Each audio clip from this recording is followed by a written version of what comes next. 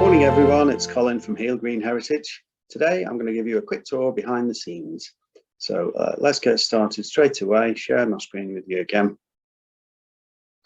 So this is where you normally start. Let's get you there. Sorry, not quite there. Oh, you'd normally be in here. This is what your opening screen would look like if you go into the library. But there are some other sections.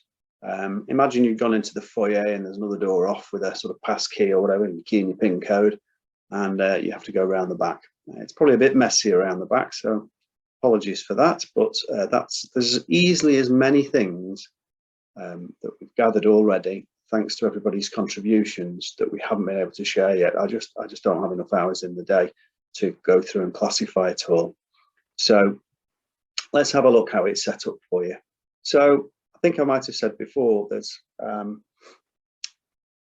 with this analogy of the museum, think of it as there's a section where there are actually building works going on. We're actually still constructing the museum.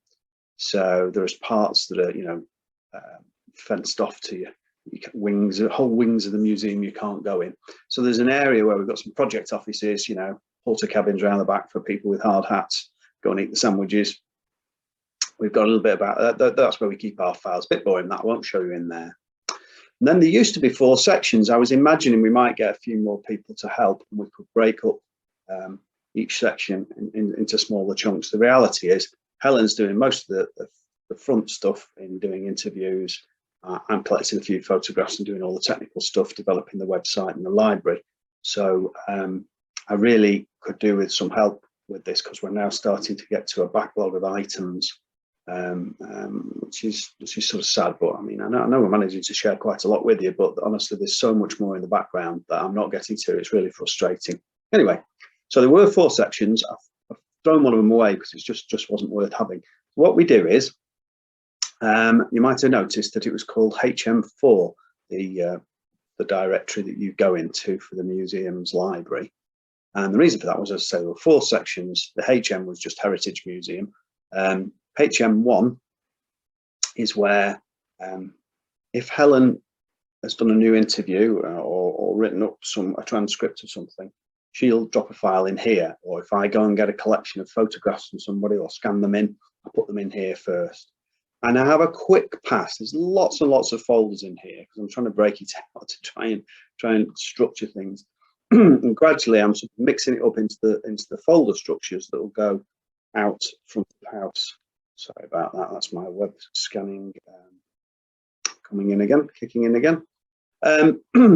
Yeah, so all these folders will contain content that you'll see at the front of the house. So for instance, here's a bunch of contact magazines that I've scanned in but haven't had a chance to clean up fully yet. I'm going to do another video to show you how I renovate pages in photographs, particularly though in the documents. Cleaning up the contact magazines takes a heck of a lot of time. That's those. Just randomly looking at other things. So I've been trying on some of them to put letters on the end. So for instance, Frank Mitchell's archive from St James Church in Gatley. There's lots of materials he's done and write-ups. And what we intend to do, he's often done display boards. See if I can see one in here for you. No, just that's typical, isn't it? I can't find one now. But he'll have written up display boards. Sort of, there's one. Now you'll have seen the content off this anyway, possibly, or some of it. You might have seen this picture in the archive already for the Griffin pub. And so we've got some quite interesting write-ups which will help Helen write the articles in the future. And she spoke to Frank before he passed away, so that's useful as well. She's got notes from that. So sort of combining that and bringing them things up to date, we're going to take Frank's articles and bring them up to date with extra information as we gather it as well. So there's Frank's content, there's ratepayers content, we've got Graham Gill's files now in here. I've got my own photographs that I've taken. Obviously there's all the Facebook contributions, so every now and again I go through and I scrape Facebook of photographs. I'm sorry it's taking me so long to publish them. I feel very guilty not getting around to all the lovely content that people shared with us. and I'm randomly just picking, and some things get done, you know, almost instantly, and others I'm having to leave for ages because there's thousands of pictures in here, and I'm just not getting to them all, I'm afraid. But anyway, lots of exciting content to come, that means, in the next few months. So then, after we've collected it, I'd imagine that we might need a second area. I imagine it as like a factory line, that somebody would be constantly just pouring the stuff into there. We'd have people that go out and collect materials, photos, interviews, documents. They'd all get dumped into HM1. HM2 was going to be for museum curators, where they, you know, I showed you before about how you add on descriptions. So over here you can see I put little descriptions on some of these folders as well. But if you remember, I did another video where I showed you how you put details on the back of the photos, so to speak, and that's down there. So I thought it would be just somebody working out what the photo showed, when it was from, who the copyright holder was, all that sort of thing, and writing that information on the back of the photo so it was properly indexed, probably changing the names of the files as well to make them a bit more meaningful. Sorting them, I wasn't originally going to put them in the directories in the collected area. It was literally pouring stuff out of a big jug into a bath of photos and documents in HM1. In HM2, they get sorted out a bit more. So I've kind of combined those two functions now in HM1. The other main bit behind the scenes, this is when things are almost ready to go up, or they've already been put up, and there's elements of them we can't share with you, they go in this HM3 area, just behind the scenes. So for example, when we have a photo that's copyrighted, I think I explained this before, I actually have to create 3 copies of it.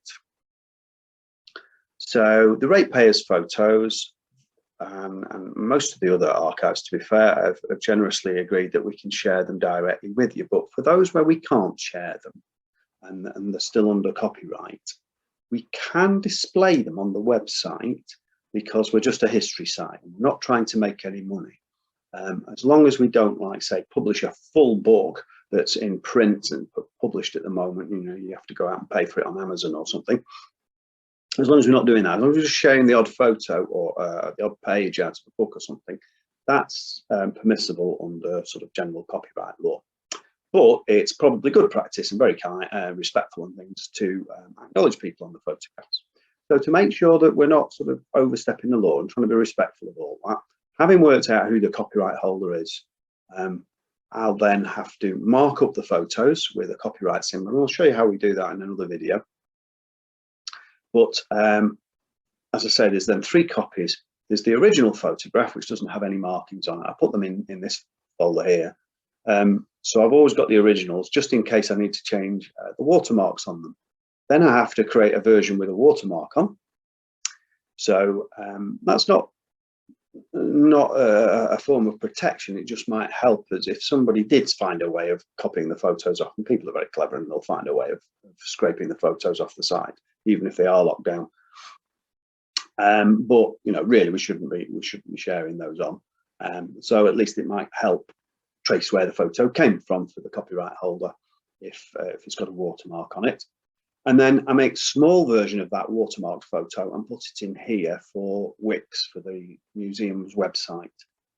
And that's because if I load up the full resolution images, it'll slow the loading speed of the site. So I try and make smaller images. Well, also then they're not displaying a full image on the screen. So again, it's easier to copy things off Wix. So I can't lock it down in the same way as the museum library. So by putting up a smaller watermarked photograph in Wix, stops people getting hold of the originals that's copyrighted. Then when you click on that little photo, it takes you to the real watermarked photo in the library. And you can see some of the watermarks in here. Those are different variants of it, really, or different people's logos that I've had to use. Copyright symbols for those mappings, the mapping software. Little video titles using the logo. Steph Windross did this logo for us. It's absolutely gorgeous.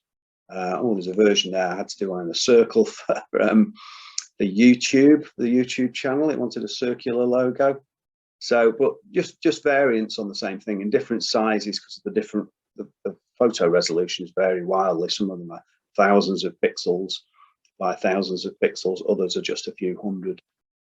each, so you have to have a logo that's appropriately sized. So just to make it easier, and having to keep resizing the logo all the time, I sort of have a small, medium, and large, different colours, and then I just put them on the photo. Or there's one there for the Manchester Evening News, or Frank Mitchell, the St James Church's copyright notice as well. So trying to make sure we've got decent notifications on the photos. And then there's some areas where we store documents that I can't publish. There's the originals of Frank's archive in there that I can't publish. And I mean, there are potentially, I don't think we've really had any of these yet, but I'm quite happy that I might have to scan things that I can't publish at all, but we can at least preserve. I'd rather we did that than lose them. So happy to do that, and then they'd live in here. And they'd only be available to sort of historians then, rather than every resident.